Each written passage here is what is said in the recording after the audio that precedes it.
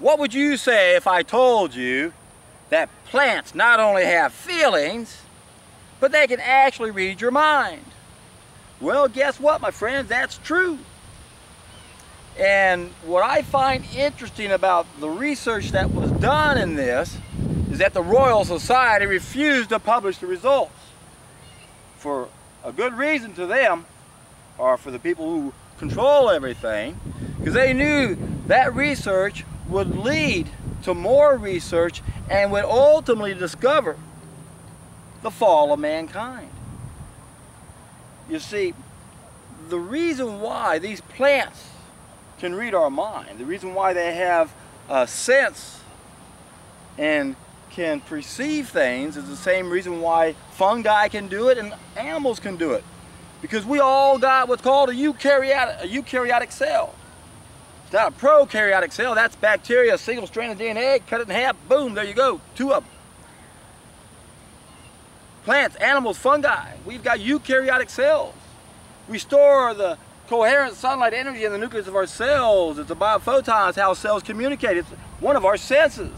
It's one of the plant's senses. So if they furthered the research of Sir Chandra Bose, for example, in the 20s, they would have realized, hey, how are these plants doing this? It's these biophotons. We've got them too. And we get them from our food. We're supposed to eat our biophotons.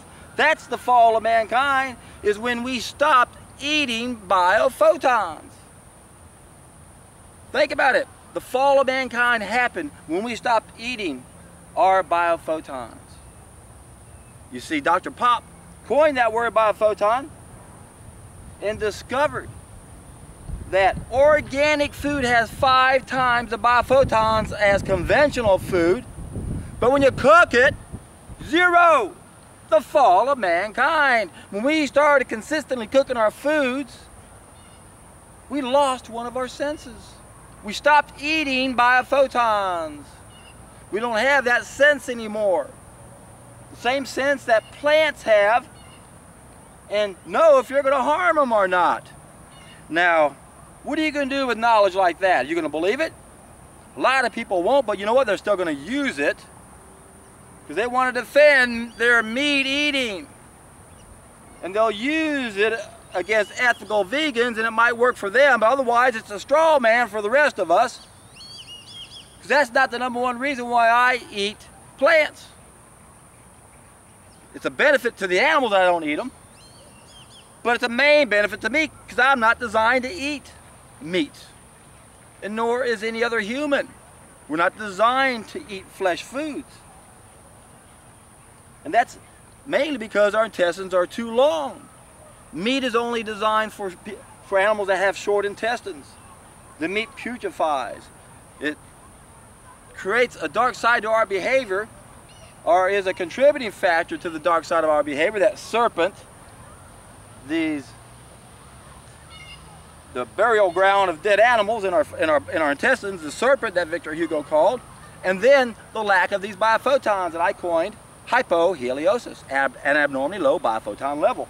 Those are the 2 huge contributing factors that create the dark side of our behavior.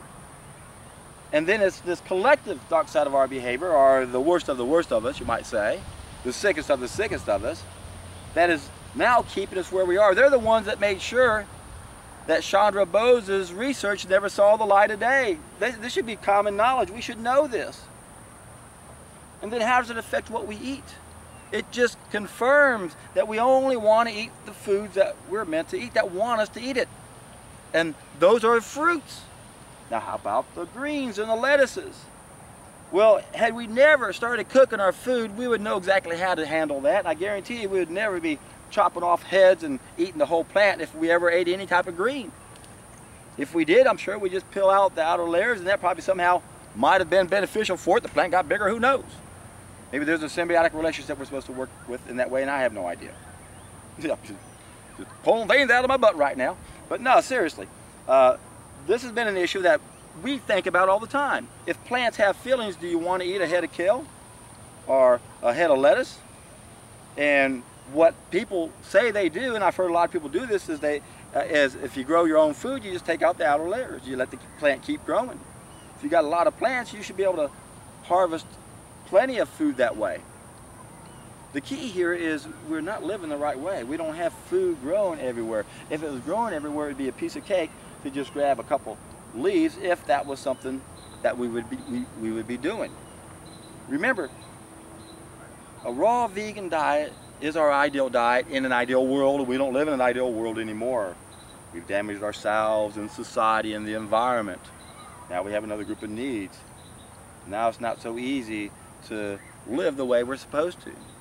Now we might need to run to the grocery store and grab a head of lettuce to help supplement our diet of fruit right now.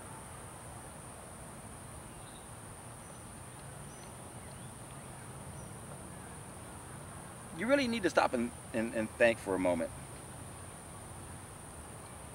In fact, and think about Oprah one time said that it's every alcoholic's dream to find some way to still have it. So that's what happens to meat eaters. They're always looking for an excuse that to them thinks it justifies they can eat an animal. Oh, look, you know, you're harming the animal. Hey, you're harming the plants. I remember being on a radio show decades ago, and we'd have callers call in with that comment. And we knew they didn't care anything about the plant. They were, again, just thinking they were being clever. And again, that's a straw man when you deal with other people who choose to not eat animals because they know it's what they're designed to eat. Once you start doing that, you realize ethically it's not the right thing to do. I didn't change my diet initially because I had this love of animals. I didn't want to harm them anymore because I was brainwashed like everyone else thinking we need to eat the meat. So that's why this message falls on deaf ears many times when you approach them from that aspect, but not always. So you want to use every aspect you can to help people make better choices. Remember, making 5 main mistakes. The big one, cooking our food, destroys the biophotons. That allowed us to do really stupid things like start eating animals. That's the second big mistake. Then we started eating plants we weren't meant to eat. Those are the grains. Then we start processing our foods with the machines, and then we have the chemicals. Remember, organic food has 5 times the biophotons. When we grow our food on artificial fertilizers, spraying with pesticides, it really reflects the people who rule the world. Remember, they're magicians. Look, they're growing our food. It looks like food. It's magic. It doesn't have the biophotons. It doesn't have near the nutrition. Not to mention it's sprayed with poisons. Mind-boggling. So, my friends, it's not easy to acknowledge that all 5 of those are mistakes. And the only way to really get a handle on that is for you to test an idea as time has come. Correct all 5 of those mistakes on a temporary basis. Now, some people are going to argue, now wait a second, you're still using machines, you're still processing your foods, and I go, you're right. It is a processed food, but not all processed foods are bad. We can actually process foods and actually get some good out of them, like vegetable juice, for example, even fruit juice. Yes, we need the fiber, obviously. On an ongoing basis, that's exactly what we're supposed to eat. But on a temporary basis, we want to give our body a chance to see what it's missing. And I guarantee you, my friends, take a solid food vacation, got a playlist down below, and when you can finally do that, you're in for a treat.